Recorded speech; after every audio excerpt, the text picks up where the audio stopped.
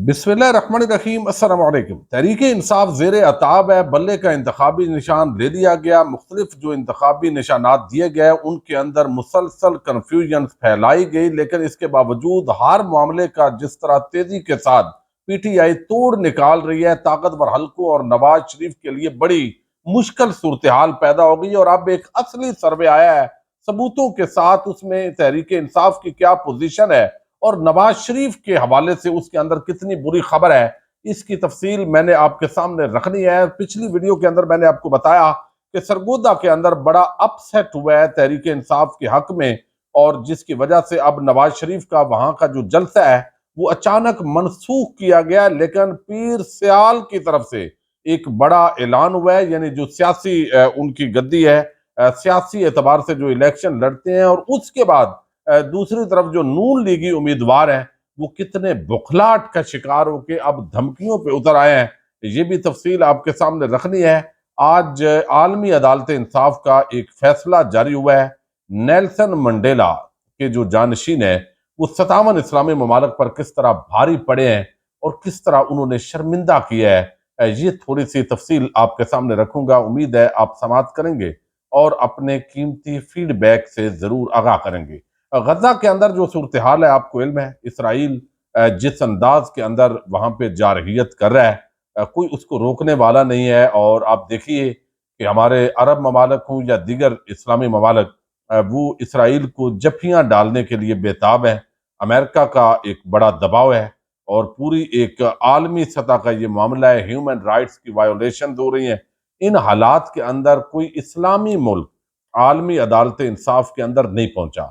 अगरचे इंसाफ की तवक्को नहीं होती, चूंकि आलमी जो अदालत है वो अपना फैसला इम्प्लीमेंट तो नहीं करवा सकती। उसकी वजह खास तौर पर जो ताकतवर ममालक हैं वहां पे मस्कीन ममालक वहां भी पिस जाते हैं। और ये एक गली मोहल्ले और खानदान से लेकर आलमी सतह पर जो तकड़ा होता है वो तकड़ा होता है, जो गरीब होता है कमजोर होता है वो कमजोर ही होता है। लेकिन इसके बावजूद बहरहाल इखलाकी जो दबाव है वो ममालक का बढ़ता है। अब चूंकि वीटो पावर रखने वाले भी 5 ममालिक हैं, तो उनका भी अगर कोई चाइना या रशिया का किसी पलड़े के अंदर वजन पड़ जाए तो वहां भी उसका बड़ा फायदा होता है। अब यहाँ पे इसराइल ने गजा में बड़े पैमाने पर ऑपरेशन किया है। कौन सा मुल्क गया है? जनूबी अफ्रीका, गैर मुस्लिम मुल्क।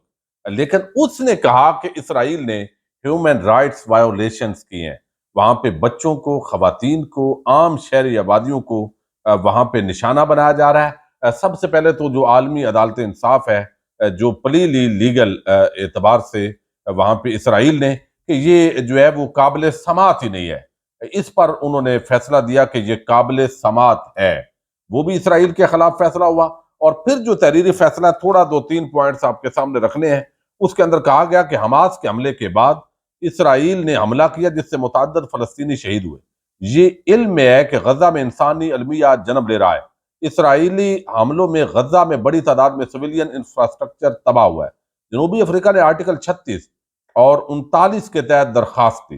गजा के मामले पर अक़वाम मुत्तहिदा के कई इदारों ने करारदादें भी पेश की। जनूबी अफ्रीका ने इल्जाम लगाया कि इसराइल ने जेनोसाइड सेक्शंस की खिलाफ वर्जी की। जेनोसाइड के हवाले से जनूबी अफ्रीका ने इसराइली दस्तावेज पेश की। इसराइल ने जेनोसाइड सेक्शंस की खिलाफ वर्जी के इल्जामात की तरदीद की। गजा में मुसलसल जानी नुकसान बायस तशवीश है।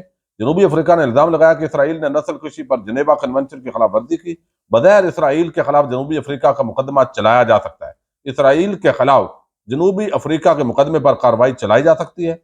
और आलमी अदालत इंसाफ ने इसराइल की दरख्वास्त मुस्तरद कर दी है। आलमी अदालत इंसाफ ने इसराइल के केस ना सुनने की दरख्वास्त मुस्तरद की है। और अब ये मुकदमा जो है वो इसराइल के खिलाफ ये चलने जा रहा है जी। ट्रायल इसका शुरू होगा। जनूबी अफ्रीका की दरख्वास्त सुनने का अख्तियार है। 7 अक्टूबर के बाद गजा में बड़े पैमाने पर तबाही हुई। 7,000 से ज्यादा लोगों को शहीद और 63,000 से ज्यादा जख्मी हुए। 17 लाख लोग बेघर हुए। गजा तबाही की दास्तान बन चुका है। अक़वाम मुत्तहिदा के मुताबिक गजा के जो है वो रहने के काबिल नहीं रहा। अब ये जो बातें हैं, 20 लाख आबादी नफसियाती और जिस्मानी तकालीफ जो है उसके अंदर मुब्तला है। बच्चे नफसियाती दबाव का शिकार हैं जो सालों तक मुतासर रहेंगे। और ये सारी चीजें अब इसके अंदर बड़ी तफसीलात हैं। देखिए वो दीन जो बड़ी शान से निकला था वतन से, وہ آج پردیس میں غریب الغربا ہے، اے خاصا اے خاصان رسل، اب وقت دعا ہے، امت پہ تیری آ کے عجب وقت پڑا ہے۔ 17 میں سے 15 ججز کے مطابق اسرائیل جینوسائیڈ کنونشن کے آرٹیکل 2 کے تحت جو ہے وہ اقدامات کرے۔ 16 ججز کے مطابق غزہ میں انسانی بنیاد پر فوری سہولتیں فراہم کی جائیں، اور یہ ساری چیزیں جو ہے وہ آج تفصیل کے ساتھ بیان ہوئی ہیں۔ یہ بہت ہی عام ٹاپک ہے، لیکن مسئلہ یہ ہے بدقسمتی سے کہ جو سوشل میڈیا پلیٹ فارمز ہیں، جب وہاں پہ اس کی کچھ الفاظ استعمال کرتے ہیں تو چینلز اڑ جاتے ہیں اور پھر آواز جو ہے وہ بند کر دی جاتی ہے، چونکہ یہ بھی عالمی طور پہ مناپلی ہے اس پورے سسٹم کے اندر ان کی۔ اب دوسری طرف میں آپ کے سامنے رکھ رہا ہوں ریپبلک پالیسی ہے، یہ ایک ادارہ ہے، اس نے سروے کیا اور یہ سروے بڑا تکڑا ہے اور انہوں نے اس حوالے سے ثبوت پیش کیے ہیں۔ لیکن ابھی ایک خبر آئی ہے کہ پی ٹی آئی کی سیاسی جو کمپین ہے اس کو اسلام آباد میں بڑا دھچکا پہنچا ہے، کیونکہ ریلیاں نکالنے کی اجازت نہیں دی جا رہی، دفعہ 144 نافذ ہے، تو وہاں پہ جو ڈی ایس پی خالد محمود آوان کی سربراہی میں اسلام آباد پولیس کی بھاری نفری G7 پہنچ گئی ہے، سیکورٹی ہائی الرٹ کر دی گئی ہے۔ بیرسٹر شعیب شہین کی قیادت کے اندر یہ ریلی جو ہے اب وہ نکلنے جا رہی تھی۔ اڈیالہ جیل جو ہے اس کے جو آئی جی ہیں، اوورال آئی جی جو جیل خانہ جات ہیں، انہوں نے عمران خان سے، پرویز الہی سے، فواد چودھری سے، شاہ محمود قریشی سے اور مختلف جو سیاسی قیدی ہیں ان سے ملاقات کی، اور عمران خان نے جو جیل کا عملہ ہے اس کے جو رویہ ہے اس کے حوالے سے کوئی شکایت نہیں کی، ان کی تعریف کی ہے۔ اب جو یہ سروے ہے یہ میں آپ کو رکھ دوں، یہ پبلک پالیسی آرگنائزیشن ہے، وہ کہتے ہیں کہ 3 ماہ کے دوران 6,000 سے زائد یونین کونسل کو کور کرتے ہوئے 1,60,000 لوگوں سے رائے لے کر پاکستان میں پہلی مرتبہ 266 قومی اسمبلی کے حلقوں کا یہ جامع سروے کیا گیا۔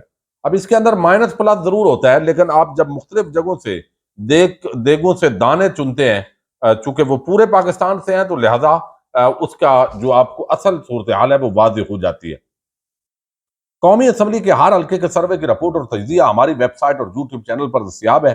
پولیٹیکل ریفارمز کے پروجیکٹ میں ہمیں 140 سے زائد کوآرڈینیٹرز اور 1,000 سے زائد والنٹیئرز کا ساتھ رہا ہے۔ پاکستان کی تاریخ میں یہ پہلا حلقہ جاتی سروے ہے، یہ ان کا دعویٰ ہے، جس کا ریکارڈ وہ کہتے ہیں ہماری ویب سائٹ پر موجود ہے۔ آپ اپنے ضلع کے پاپولر ووٹ کا سروے ہمارے چینل پر دیکھ سکتے ہیں، اور ہمارے ڈیٹا کلیکشن کا مقصد اپنے تھنک ٹینک کو بنیادی معلومات فراہم کرنا ہے تاکہ ہم گورننس اور جو فیوڈرلزم اور سیاست، انسانی حقوق، سول سروسز اور باقی امور پر تحقیق کر سکیں۔ اب یہاں پر جو انہوں نے رپورٹ دی ہے وہ کہتے ہیں ایک تو پاپولر جو ووٹ ہے وہ ٹوٹل ہے 60%، اور ٹریڈیشنل جو روایتی ووٹ ہے برادری کا اور ان چیزوں کا تعلق بیس کا یہ 40% ہے۔ اب یہ ڈیپینڈ کرتا ہے کہ پی ٹی آئی پاپولر جو ووٹ ہے اس کا گھر نہ بیٹھے، ووٹ کاسٹ کرے۔ اب وہ کہتے ہیں 53% یہ جو ہے وہ حمایت ملی ہے تحریک انصاف کو، 15% دوسرے نمبر پہ ہے پیپلز پارٹی، 14% یہ پاپولیرٹی ہے جو ہے وہ نون لیگ کی، یعنی نون لیگ تیسرے نمبر پہ ہے، 5% Jamaat Islami, 4% T L P, 4% J U I, 5% جو باقی جماعتیں ہیں۔ یہ سروے ہے اور یہ صورتحال ہے۔ دوسری طرف ایک اور بڑا عام معاملہ ہوا ہے، اور وہ یہ کہ سیال شریف سے ظاہر ہے جو گدی ہے وہ تو اعلان نہیں کرے گی، وہ ساری جماعتوں کے لوگ اس کے اندر ہوتے ہیں، لیکن صاحبزادہ قاسم سیالوی جو الیکشن لڑتے ہیں سیال شریف سے، صاحبزادے ہیں، انہوں نے پی ٹی آئی امیدوار NA85 میاں خدا داد کلیار اور امیدوار PP78 وقار انور سندھو، ان کی حمایت کا اعلان کر دیا ہے۔ اس سے قبل جو ہے وہ سیال شریف کا یہ جو آستانہ ہے، جھنگ اور چنیوٹ میں بھی، جھنگ کے اندر تو ان کا بڑا پرانا اور درینا تعلق ہے شیخ وقاص اکرم کے ساتھ، ان کی فیملی کے ساتھ۔ چنیوٹ میں بھی تحریک انصاف کے امیدواروں کو حمایت کا اعلان کر چکا ہے۔ اب دیکھیے چیمہ برادران، گھمن، باقی سیال شریف، یہ سارے فیکٹر جو ہے وہ ملے ہیں، اور نواز شریف اور مریم کا جو جلسہ تھا وہ انہی وجوہات کی بنا پر بتایا جا رہا ہے کہ منسوخ ہوا ہے۔ اب دوسری طرف کیا ہوا ہے کہ محسن شاہ نواز رانجہ ہے، وہ تقریریں کر رہا ہے، اسامہ غیاث میلہ جن کے گھر پر جو ہے وہ سرکاری دھاوا بولا گیا، حملہ کیا گیا، تو وہ ظاہر ہے آگے پیچھے ہیں، کمپین بھی نہیں چلا پا رہے اور چارپائی ان کا نشان ہے۔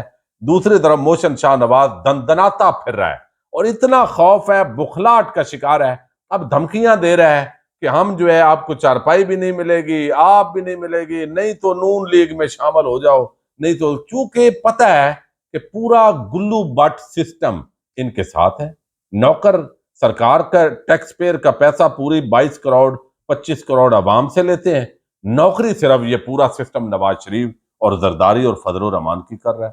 پرویز کھٹک کہتا ہے بھائی میں مذاق نہیں کر رہا، میں تو اگلا وزیر اعلیٰ ہوں۔ تو یہ اس وقت جو ہے وہ صورتحال ہے ایک طرف۔